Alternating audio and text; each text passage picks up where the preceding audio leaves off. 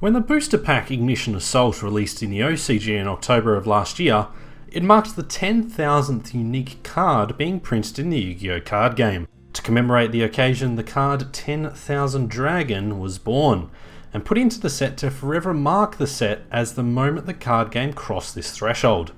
However, with a truly incredible number of cards available for duelists in the game, there are instances where cards from years ago suddenly become useful, such as Marauding Captain in Goki format, while some only get better with age, such as Solemn Judgment. On the other side of this coin though are a much larger sum of cards that are forgotten about and become so obscure and rare to see that they become lost within the annals of the databases and games worldwide. And so in this video, I wanted to talk about my top 10 picks for such cards and discuss ways they could possibly find some use in the modern game. Now, this won't include very simple and very old cards like Red Medicine or Larvus, as they would simply be too easy to pick any 10 cards from amongst them and call it a day. So the cards I pick will have to be some that are in some way usable in today's game. And of course this list will be biased based on my personal journey throughout the game's history, so let me know if you knew about any of these cards in the comments below. So whether you're new to the channel or a returning subscriber, leave a like on the video, and if you're new around these parts, hit that subscribe button below. It's free, helps the channel to grow, and it's an always nice feeling to see the counter go up for myself personally. But let's get into it. At the top of this list we have the card that actually inspired this video, Mechanical Arc Fiend.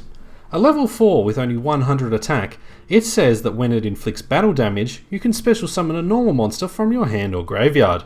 Here's a fun fact for you. This card came out in Raging Tempest in 2017. It's pretty surprising, right? So what can this card actually be used for in the TCG? Well, any normal monster oriented deck has the potential to make use of this card, especially since it can revive the monsters from the graveyard as well.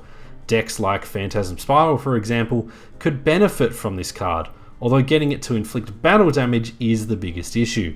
Perhaps cards like Moon Mirror Shield, or through some obscure cards that just missed out on this list, like Secret Pass to the Treasures, could possibly aid in getting the effect off. And it's worth noting that the monster summoned will be able to attack that turn since this effect happens during the battle phase. It's also a gorgeous looking card too, and it absolutely earns the spot on this list. And at number 9 we have Dino-Sewing. Another sort of recent card that came out in 2015, it has a counterpart in Satellite Cannon, although that lies mostly in the functionality of their effects. It can't be beaten by battle, and it gains a stack if targeted for an attack. Additionally, if it then attacks, its attack is reduced to 0 after damage calculation. Now, this card is definitely one that would require a deck to be built around it in order for it to be usable in any circumstances.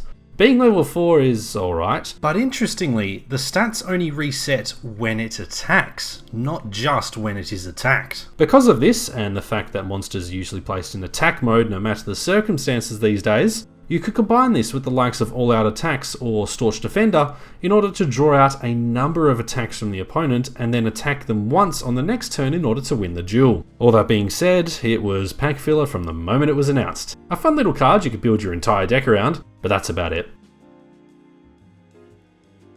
The number 8 slot on this list belongs to Grave Protector.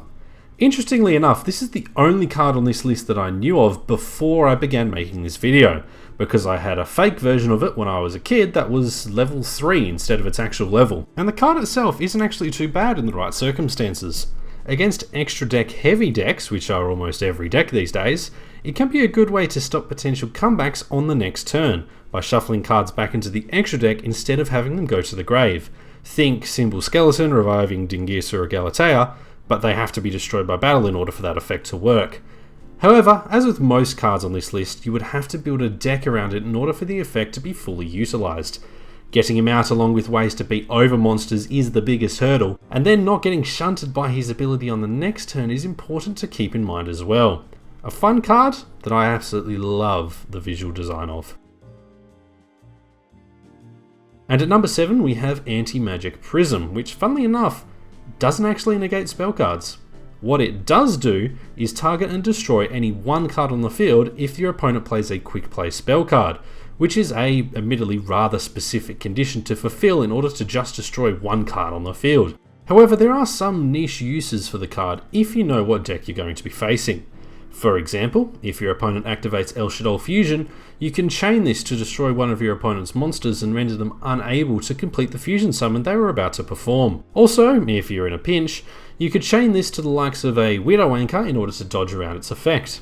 Use this in a deck that can profit off your own cards being destroyed like Unchained, and you've got a nifty little out to a rather meta play.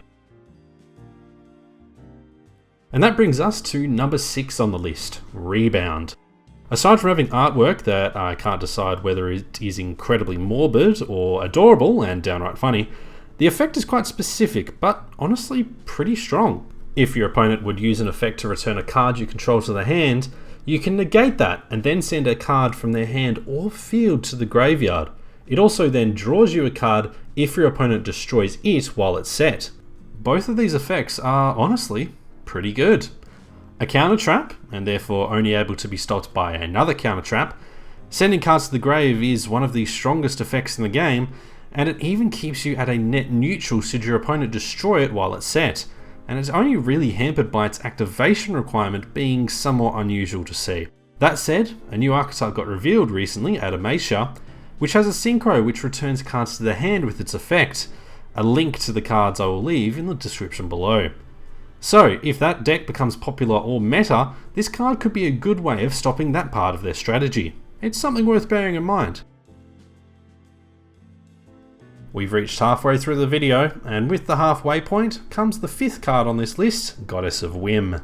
I stumbled across this card while I was doing research for my gambling cards video, which you should go check out, and, image localization aside, this card was first released over 20 years ago in 1999, but it didn't come to the TCG until 2012 with Gold Series 4 and Legendary Collection 3. And I must admit, this card is definitely a hard one to come up with a strategy for.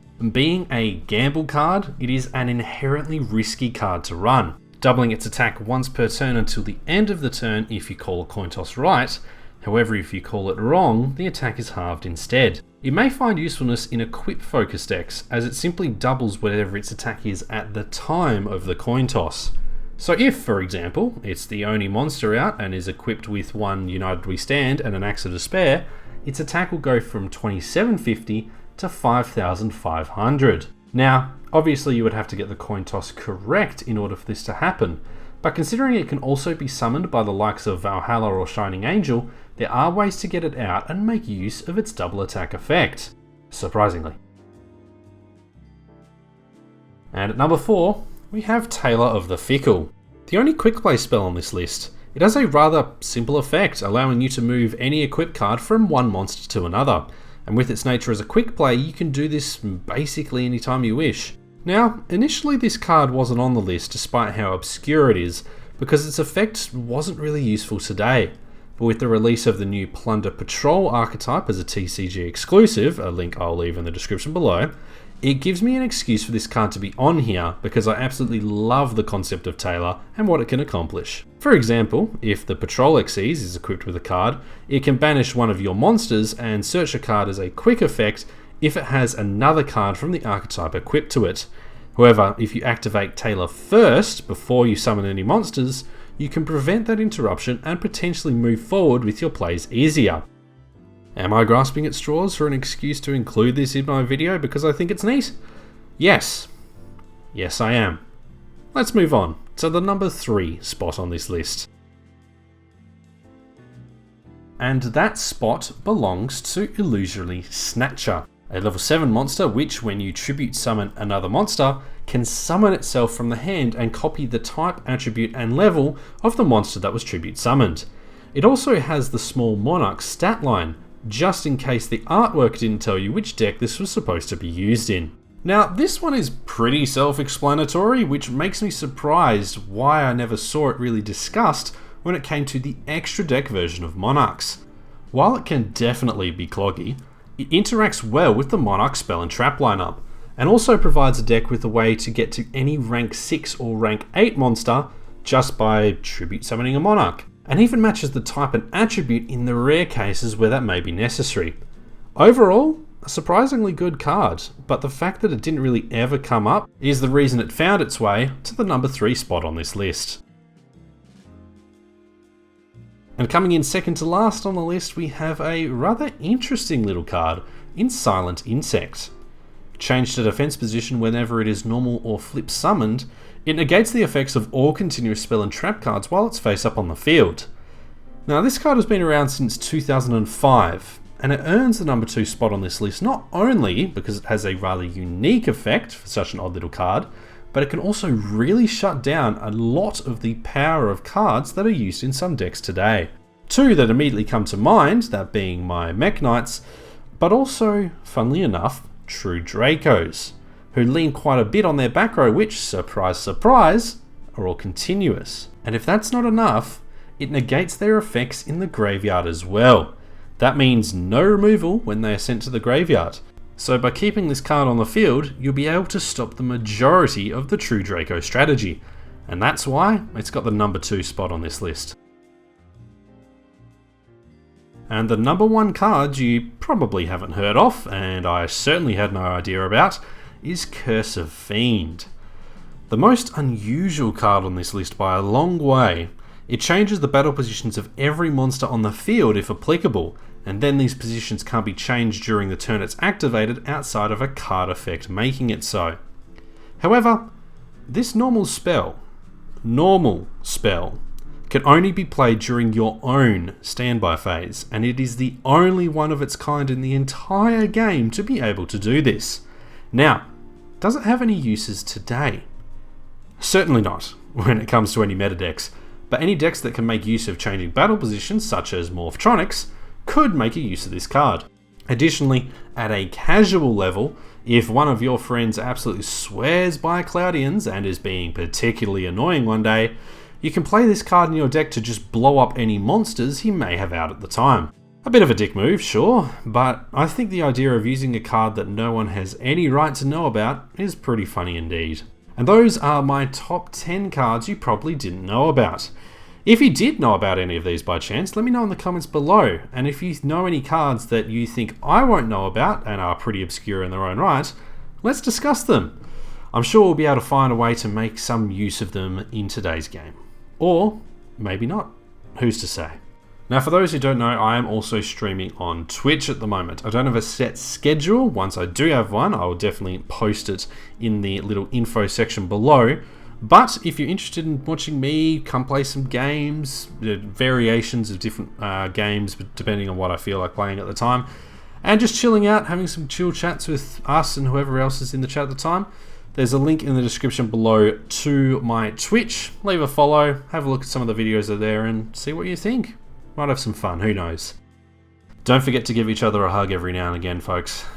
And I shall see you all in the next one.